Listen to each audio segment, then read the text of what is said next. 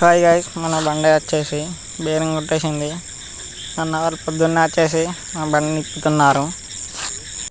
మన బండి వచ్చేసి బయట నుంచి చేయించేది, షోరూమ్లో కాదు.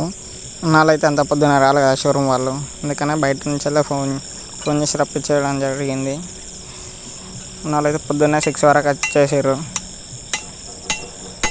బేరింగ్ కొడుతున్నారు. బేరింగ్ అది కొత్త బేరింగ్ వేయాలి, పాత బేరింగ్ తీసేసి. ప్రాసెస్ బాగానే ఉంటుంది. అప్పుడు ఎంత పొద్దున వీడియో తీద్దామన్నా కూడా ఎవరు లేకుండా మేమే పట్టుకోవాలి, మేమే తీయాలి. అక్కడ ఇబ్బంది ఉండే.